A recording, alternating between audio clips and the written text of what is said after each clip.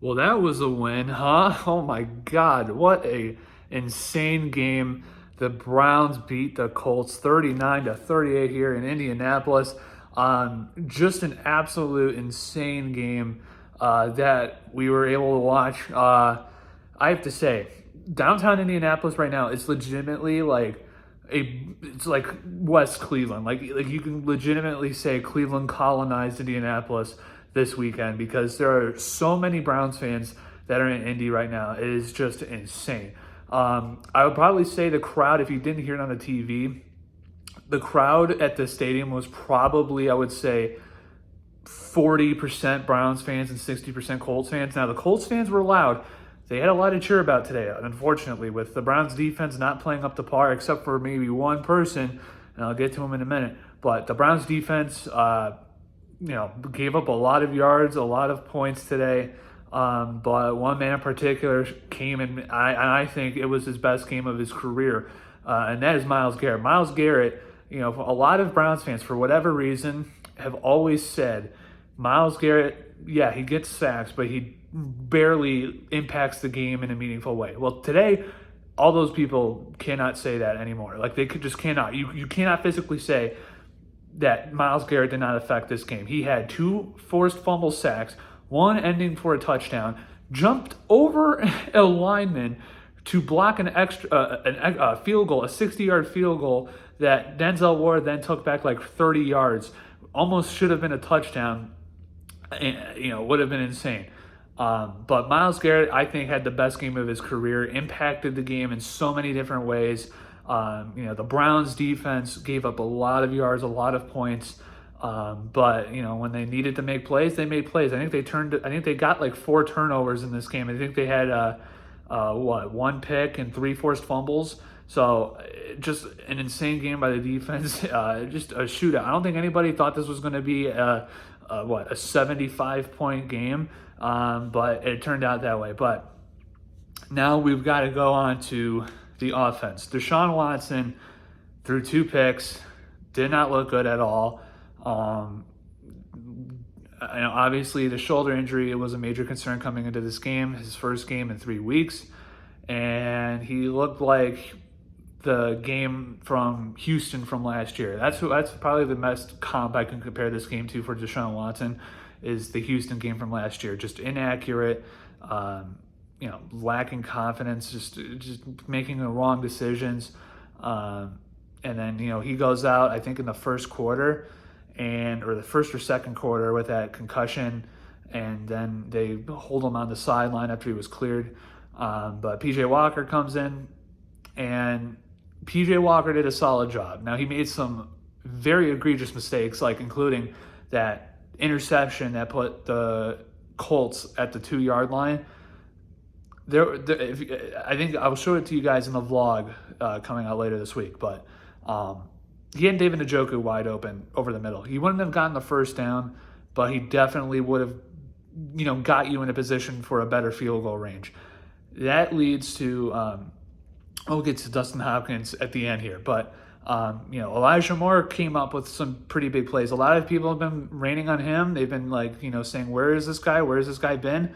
He showed up and made some really big plays, especially in that last drive. He had that deep sideline catch for like 30 yards down to the 50-yard line, and that really helped the Browns today in that last drive, which we'll also talk about here. But Amari Cooper had some pretty big catches. David Njoku had some catches. Running game was pretty decent. They had over 150 yards on the ground, I think. So Pierre Strong, we got to see a little bit more of him. Jerome Ford went out with a knee injury. We'll see what's going on with him. Kareem Hunt, 2 touchdowns. Wildcat Kareem Hunt, and the game-winning touchdown at the end.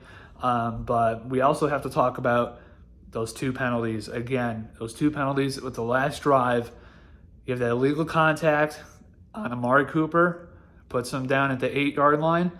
Then you get the DPI on Donovan Peoples-Jones in the back of the end zone, puts him at the 1-yard line. Now, we have to talk about those last 4 plays for the Cleveland Browns. Kevin Stefanski's play calling on that situation was just abysmal. There's no other way to put it. It was freaking abysmal. Idiotic. Incompetent, I could say. You're at the 1 yard line, and Kevin Stefanski decides to throw it 3 times with a backup quarterback.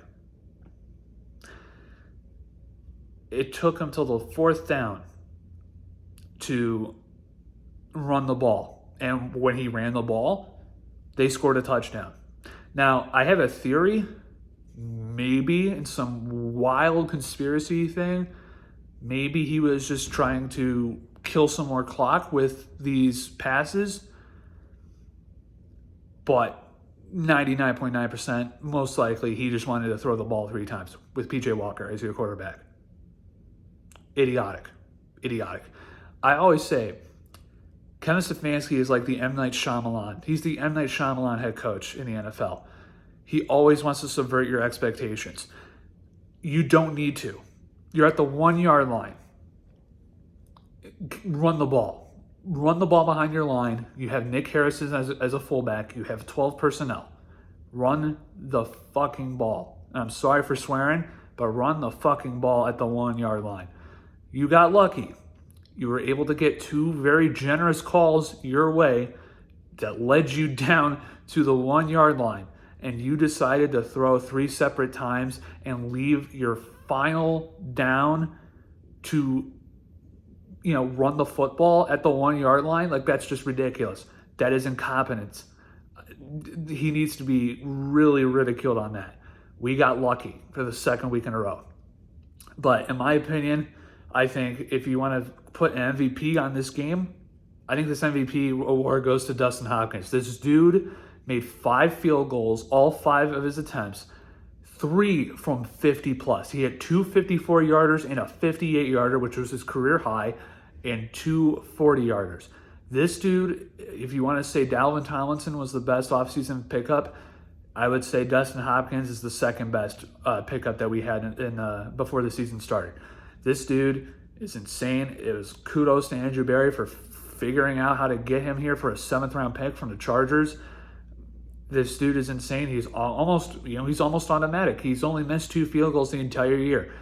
The guy just was a baller. He's responsible for 15 of your points.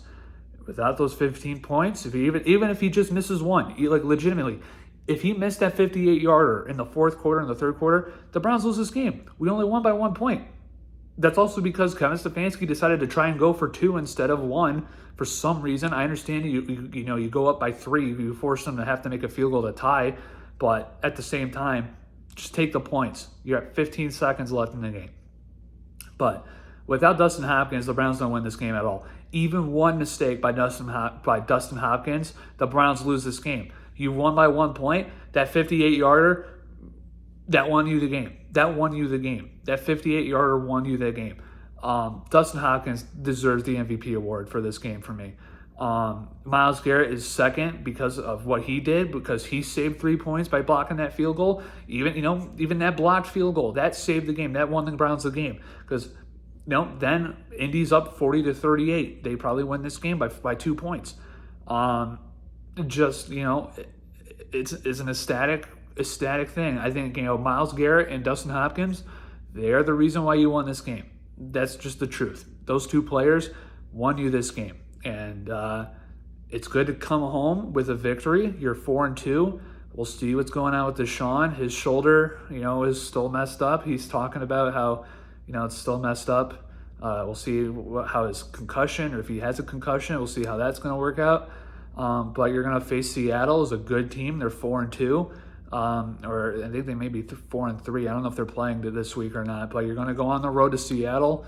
It's going to be a lot tougher because Seattle's home crowd they've got a home advantage like nobody else in the NFL. So we'll see how they work out with that in Seattle. But a lot of Colts fans are angry. I understand. But that's the way it goes sometimes. And it's just good to have the Browns come out on the opposite end of these type of situations.